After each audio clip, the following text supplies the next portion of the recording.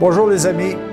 L'entretien que je vais faire avec vous, je le trouve des plus intéressantes parce que moi je pense que Laurent Gagnon avait la capacité de voir bien en avant. Et en 1970, lorsqu'il a écrit l'Évangile de l'an 2000, il devait penser qu'un jour, vers 1977-1978, il rencontrerait Jacques Pelletier et puis qu'il aurait à lui expliquer quelque chose de puissant. Mais il fallait qu'il trouve à ce moment-là les mots pour me faire comprendre. Et j'ai consacré toute ma vie, moi, à travailler pour le ministère des Transports. Et il m'a tout simplement donné comme exemple la carte de route. Ah là, je connais ça, moi.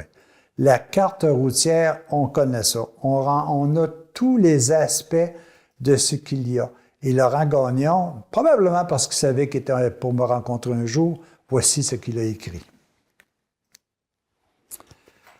Quand vous voyagez dans un pays, vous avez besoin d'une carte de route pour vous guider. Moi, présentement, je voyage dans l'immense pays qui s'appelle la Terre.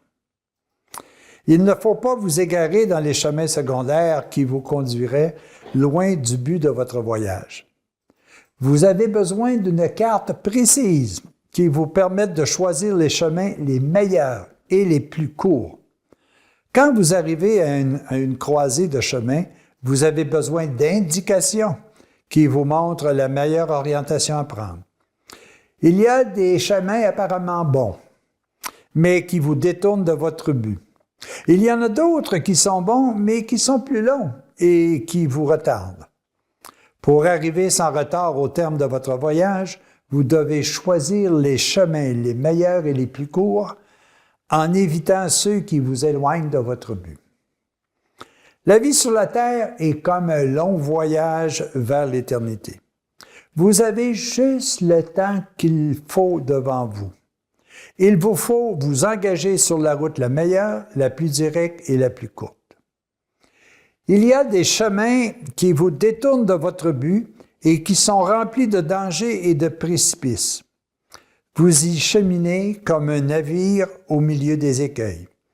Il y a d'autres chemins qui sont bons, mais plus longs, où il est dangereux de vous attarder à contempler des paysages trompeurs en oubliant pour un temps le but de votre voyage. Le long de la route, vous pouvez également vous attarder à cueillir des fleurs, des fruits agréables, à voir même pendant ce temps, vous pouvez oublier les fruits de l'arbre de vie qui vous donne la force pour atteindre le but. La carte de route du royaume, c'est l'Écriture.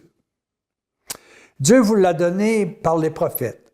Je suis venu la compléter et je vous ai indiqué moi-même le meilleur chemin pour atteindre Dieu. Tu aimeras le Seigneur ton Dieu de tout ton cœur, de toute ton âme et de toutes tes forces, et tu aimeras ton prochain comme toi-même. Avec cette seule indication que avec cette seule indication que vous trouverez à tous les carrefours, à toutes les croisées de chemin, l'Esprit de Dieu vous éclairera intérieurement et vous dira sans jamais y manquer, voilà le chemin à suivre. Il y a bien sûr votre liberté, et si vous vous égarez, sachez que le Père vous attend toujours sur le chemin du retour, et que son esprit vous guidera sûrement vers lui, si vous voulez suivre ses indications. Au bout du chemin, le Père vous serrera sur son cœur et vous introduira dans les demeures éternelles. Alors les amis, c'est un exemple qui est extraordinaire et que nous pouvons très facilement comprendre, parce que nous avons tous besoin sur Terre d'être guidés. Dans ce petit livre qu'un jour j'ai préparé qui s'appelle « Les paraboles de l'Évangile de l'an 2000 », vous trouverez un petit diagramme qui va peut-être vous apparaître à l'écran et qui vous explique différents éléments qui peuvent vraiment nous aider. Le chemin le plus court. Bon, sur le plan physique, on va dire une autoroute, c'est plus rapide qu'une voie locale, qu'une voie municipale ou qu'une voie de colonisation. Mais sur le plan spirituel, l'autoroute, c'est tout simplement l'amour. Les voies peut-être plus secondaires en autant qu'ils sont inspirés par l'amour, ça peut être autre chose, ça peut être le partage, le don, le conseil. Il y a aussi la qualité de la chaussée que l'on prend. Est-ce que cette chaussée-là est bien asphaltée? Est-ce que nos émotions et nos sentiments sont adéquatement bien établis? Je pense que ça, c'est important qu'on soit capable de voir. Est-ce que nous sommes bien pavés d'intention? Il y a également le marquage. Vous savez, sur l'autoroute, tout le monde est au courant qu'il y a des lignes qui sont pointillées, qui sont jaunes, qui sont blanches. Puis la blanche, là, ça veut dire, quand tu es sur le bord, là, hey, sors pas en dehors de ça, parce que tu vas trouver quoi? De la souffrance. Tu vas trouver peut-être une route qui est beaucoup plus rocailleuse. Tu vas peut-être trouver des tentations qui vont t'éloigner véritablement du chemin. Alors ça, c'est ce que moi j'appelle le marquage. Il y a également une multitude de guides qui vous sont donnés. Et là, ben, les guides, moi, j'en ai préparé lorsque j'étais au ministère des Transports. C'est les charges et les dimensions, c'est l'arrimage, c'est les matières dangereuses, c'est la vitesse, c'est la construction des autos, etc. Sur le plan spirituel, est-ce qu'il y en a des guides? Mais ça se peut que moi, je vous emmène quelques-uns que vous connaissez peut-être. Alors, est-ce que, par exemple, au niveau divin, est-ce que je me contente des béatitudes? Est-ce que je regarde les commandements? Est-ce que je développe chez moi les dons de l'esprit? Est-ce que tous ces guides-là, est-ce que je les ai intégrés à ma vie? Et ça, c'est excessivement important. Est-ce que je pratique? Est-ce que, par exemple, j'ai appris à avoir de bonnes pratiques de conduite, sans alcool, sans boisson, pas trop de vitesse? Est-ce que, par exemple, moi, au niveau spirituel, je les observe, ces commandements, je mets en pratique ces béatitudes-là? Est-ce que c'est une pratique qui est intégrée chez moi? D'abord, est-ce que je les connais, ces pratiques-là? Parce qu'il faut que nous soyons capables véritablement de savoir de quoi on parle. Alors, regardez davantage ce que c'est que les dons de l'esprit, que c'est les béatitudes, les commandements de Dieu.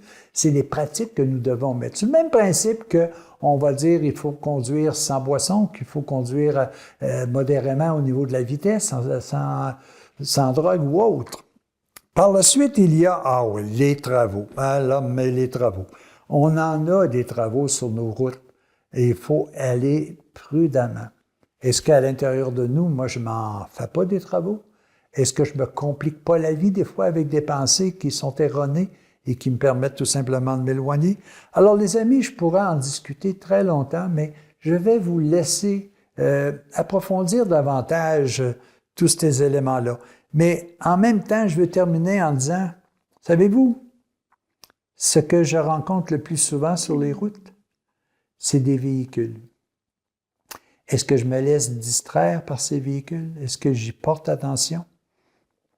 Est-ce que mon âme, à journée longue, ne rencontre pas une multitude d'autres âmes? Si bien intentionnée soit-elle, est-ce que j'y porte attention? Est-ce que j'essaie de me défendre ou est-ce que j'essaie de m'approcher? Oui, les amis, on est extraordinaire comme carte de route. On a tout ce qu'il faut sur le plan divin. On s'en sert sur le plan terrestre. Est-ce qu'on s'en sert assez sur le plan spirituel?